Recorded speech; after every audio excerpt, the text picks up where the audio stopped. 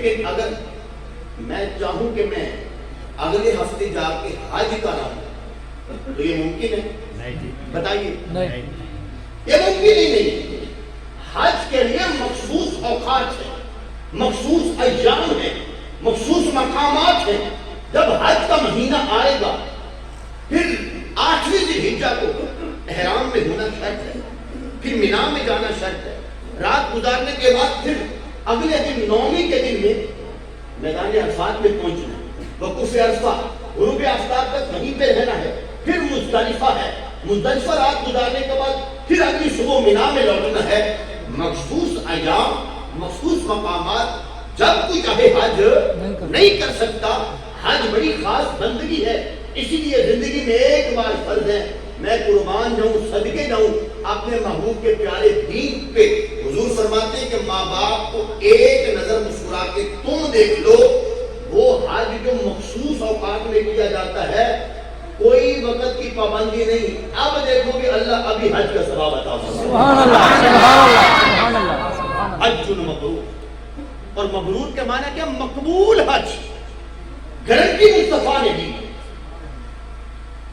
لاکھوں روپیہ خرچ کر کے اگر کوئی انسان جائے، نیت میں فطور ہو، سارے مناسک حج ادا کرے، مینا، عرفات، مزدلفہ، پھر مینا، جمرات کبریٰ، وسطیٰ، صغریٰ کو کنکریاں ماری، حلق کروایا، قربانی کی، طواف زیارت کیا، الوداع کیا، سب کچھ کیا، گارنٹی کسی کے پاس نہیں اللہ نے حج قبول کیا ہے یا نہیں۔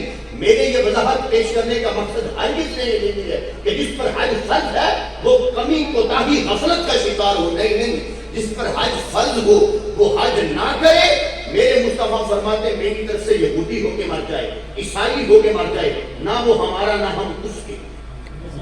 جس پر حج فرض ہے، حج فرض ہونے کے باوجود حج نہ کرے، سرکار نے اس سے برات کا اظہار فرمایا ہے۔ لیکن یہ حج کے ثواب کی بات ہو رہی ہے، گارنٹی نہیں اس کے پاس کہ اللہ نے میرا آنا قبول کیا بھی یا نہیں، میرا حج مقبول ہوا یا مردود ہوا۔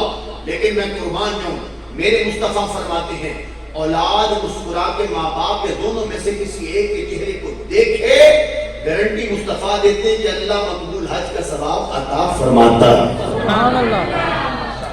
صحابہ حیران ہو گئے۔ ایک صحابی نے اٹھ کر عرض کی، یا رسول اللہ صلی اللہ علیہ وسلم، فی کل یوم نظرۃ مئہ، اگر کوئی شخص روزانہ 100 بار اپنے ماں باپ کے چہرے کو دیکھے تو کیا اللہ 100 حج کا ثواب روزانہ عطا فرمائے گا؟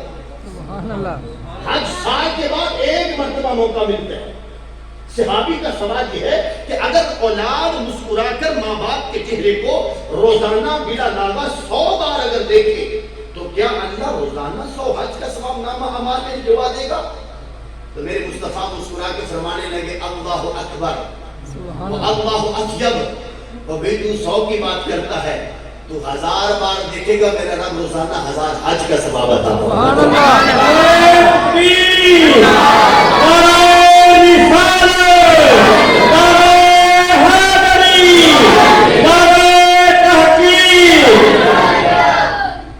روزانہ تو دیکھتے دیکھتے تھک سکتا ہے، میرا رب حج کا ثواب دیتے تھکنے والا، وہ تھکنے والا۔